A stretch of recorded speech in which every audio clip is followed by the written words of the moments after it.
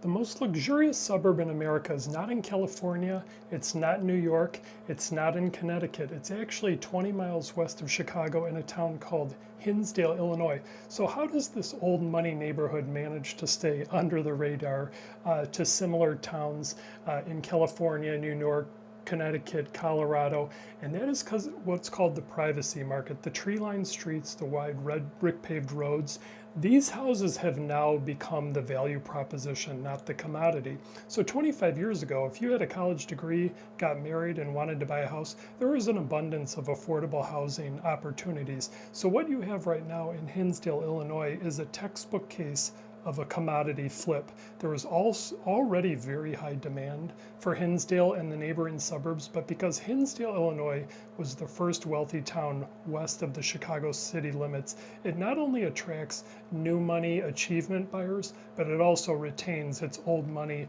legacy wealth buyers. So you essentially have two very aggressive, high earning potential types of consumers bidding over the exact same properties. So what do you mean when you call it it's not a commodity anymore? I'll explain to you. I was a former 20-year car salesman and I was born in HINSDALE, Illinois. So essentially when you go to a car dealership, they have too much inventory and they have salespeople that try to convince you to buy today, right? Whether it's the financing, with the numbers. I've worked in car dealerships, what's called Ogden Avenue, which is the business district that goes along a lot of these major suburbs in Chicago. I've worked at 12 of the biggest dealerships in Illinois.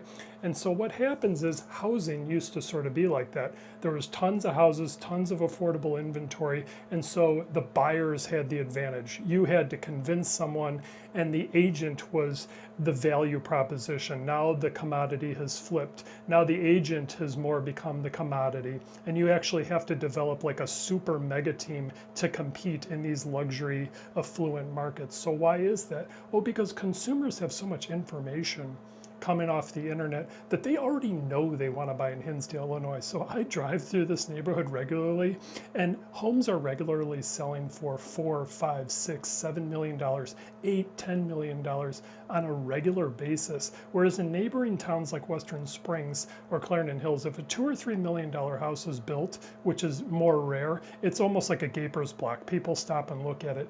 $2 to $3 million house in HINSDALE is like a regular, it's not a regular house, but it appears to be a regular house because all the homes are of the same affluent culture. It has a cozy downtown. It has the #1 public school in the nation. So people sort of understate the wealth and overstate the downtown. It's really the #1 education system and the high level of affluent buyers that come to this town.